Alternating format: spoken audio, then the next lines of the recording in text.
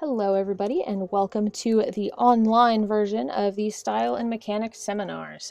What I would like you to do is have your draft actually open as you go through this because I'm going to be giving you some tasks throughout this video where I will ask you to pause it and then go look at something in your draft and maybe edit it. So be ready to do that.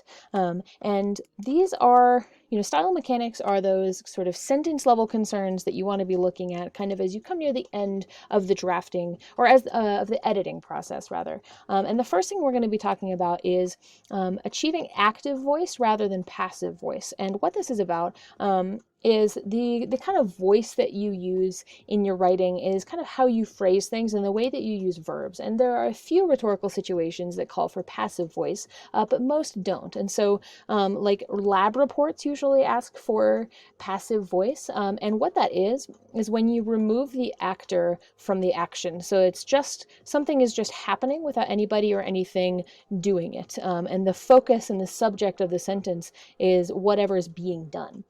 So an example of this would be something like 60 milliliters of the mixture was poured into the beaker, which was then heated to 42 degrees. So in the sentence, there's nobody doing those actions. The mixture was just poured and it was heated. There's nobody doing those things. They just happen. So in this kind of rhetorical situation, you don't really care. You don't really need to know who did it because the focus is on the action. But for most rhetorical situations, passive voice like that just sounds really strange and it's kind of boring to read in your prose. So for example, consider this passage that is written in active voice. You'll look up and down streets, look them over with care. About some you will say, I don't choose to go there. Now we've got plenty of verbs happening here, looking, saying, choosing, and we know exactly who it is that is doing that. So consider if this was been written in passive voice. The streets will be looked up and down. They should be looked over with care. About some it will be said, it is not chosen to go there. And that just sounds really weird, and that just sounds kind of boring. And so you don't know who is doing any of that. It's just kind of happening. So we want to avoid doing that and phrasing sentences like that in your own prose. And so to see if you have written in passive voice is to look for a version of to be and see if that is married with a past participle, if those are next to each other. So to be, words that are like is, are, was, were, and am that are kind of referencing states of being. And if those are next to a past participle, which is the sort of past tense version of a verb, which usually ends in ed or en. So what that would look like is taken, are affected, was delayed, and usually those two things together means that you have written in passive voice. A good way to see if you have done this, that is a great rule of thumb that's super easy to remember, is if you can add by zombies after your verb and the sentence makes sense, then you have passive voice because there's no actor in your sentence, so you could easily add by zombies. So the cake was eaten by zombies. My house was destroyed by zombies. Anita has been driven to madness by zombies. So all of these things are just sort of happening. So since we can add by zombies, then it's passive voice. So what do we do about that? How do you get to active voice? You want to make sure that the subject of the sentence, rather than being the verb or what is happening, you want to make the subject the actor. So you want to know what the actor or who the actor is in the sentence, who is actually doing the action, and make sure that they are the subject of the sentence. So something like Henry ate the cake. The hurricane destroyed my house. Vengeance drove Anita to madness. So in all of these, the actor, Henry, the hurricane, and vengeance come before the verb. And that makes them the subject, and that makes your verbiage active. So you can think of it as defeating the zombies. If you can add by zombies after the sentence and it doesn't make sense anymore, then you have active voice because the hurricane destroyed my house by zombies doesn't make sense. So that means that it's an active voice. So I'm going to go through some examples and I want you to see if you can get it right, whether these are passive or active. The information was reported clearly on TV. Well, now we don't really know who was reporting, so this one would be passive because it could have been the information was reported by zombies. The title is currently held by George. Now this one's a little bit trickier because we know that George is the one holding the title, and yet George does not come before the verb, and so this could easily be changed to zombies, so this is passive. The puppy sits and stays when he is commanded. Now this one's a little trickier. We've got two verbs going on, or two sets of verbs going on. Now in this one, the puppy sits and stays. Well, the verb comes, or rather the actor comes before the verb, the actor being the puppy doing that, so the puppy is the subject. But when he is commanded, who is commanding him? We don't really know, it just happens. So the first one is active, the second is passive. Researchers discovered new uses for the polymer. Well, now we know that researchers are the subject and they are the ones doing the discovering, so this one would be active. Now, if we were to imagine that this sentence comes after that one, the new uses were described as being revolutionary. Well, we've got this previous sentence saying that it was researchers that discovered it, so it's probably the same researchers that are doing the describing. But in this sentence, that's not how it's phrased. You know, the description is the subject, so this is passive. So even if you think that in the context of other sentences that you would know who the actor is, you still got to make sure that your sentences are active. So what I would like you to do is go through your own essay and look for passive voice. So pause this video and see if you can add by zombies in any sentence really. And if you can, then see if you can rewrite those to be an active voice and move it so that the actor is the subject. And then when you are done with that, come back to this video.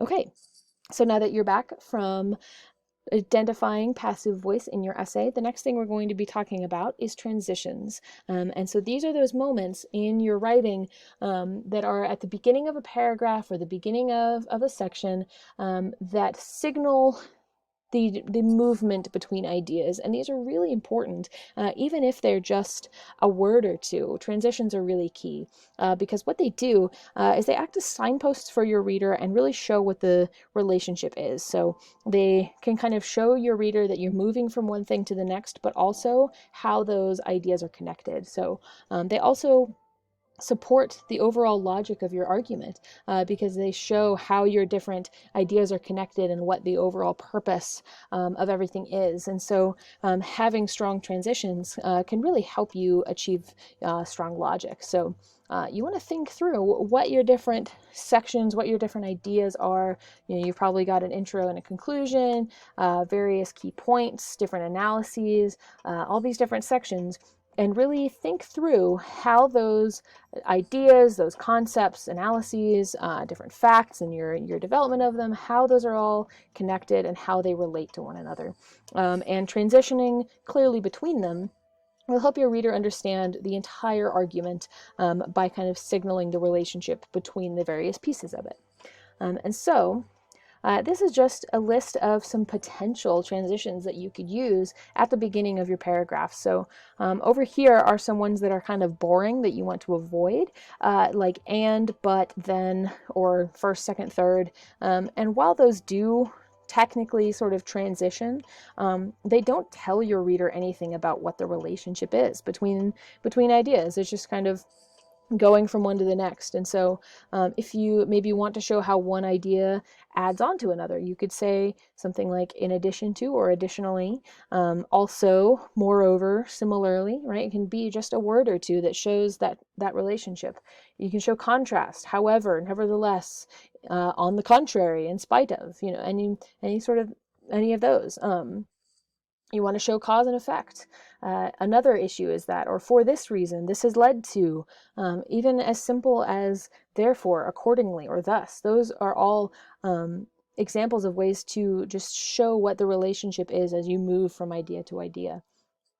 And then just a quick note on headings, because if you want to use section headings, so just kind of a quick little like title as you're moving into a new section, you absolutely can, but you just have to make sure that section headings don't stand in for a transition. You still have to have transitions if you're using section headings. So if you want to use headings, just make sure that if you were to take those headings out, that you still have a strong transition. So just a quick note on that.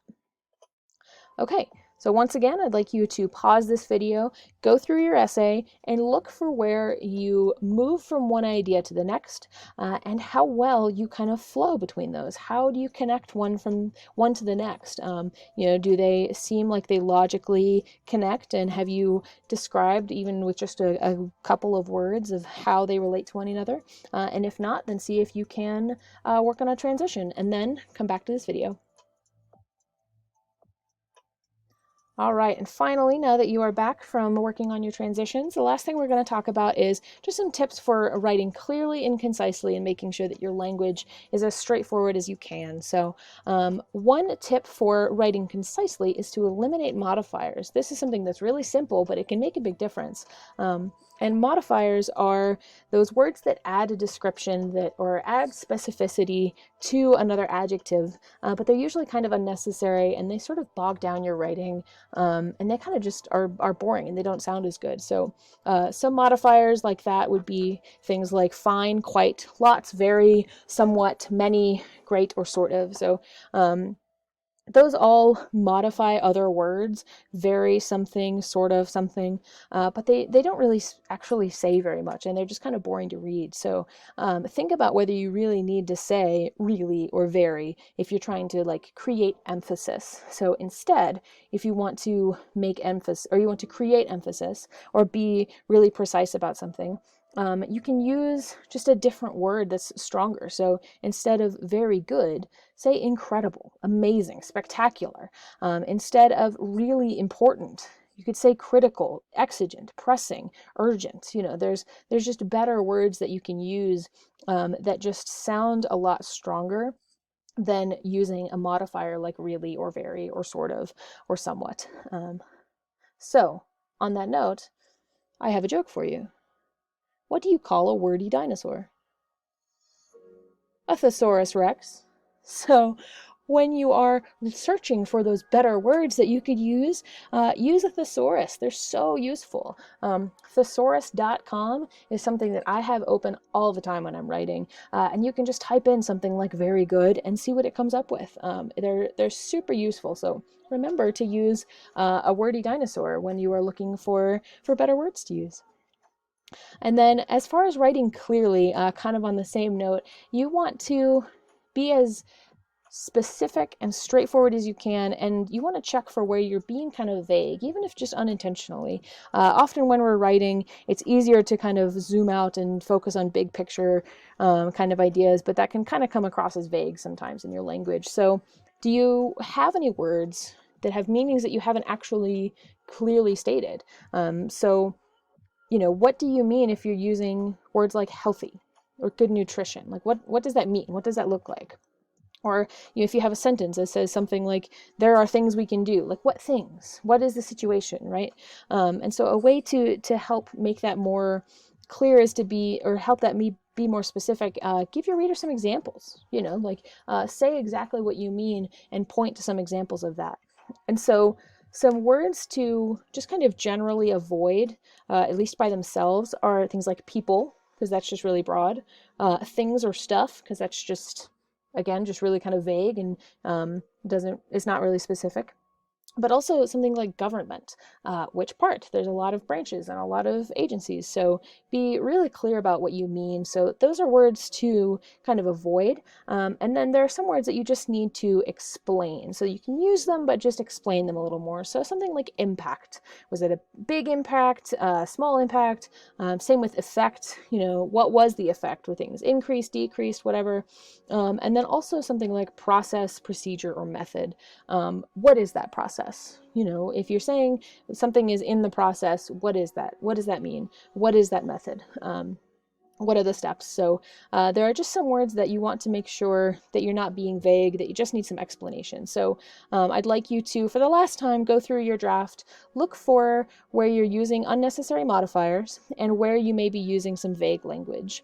And that is really the last thing that I'd like you to go through and do. So if you need to rewatch this video, you absolutely can, because I know we've gone over a lot in this. And if you have any questions, please feel free to let me know.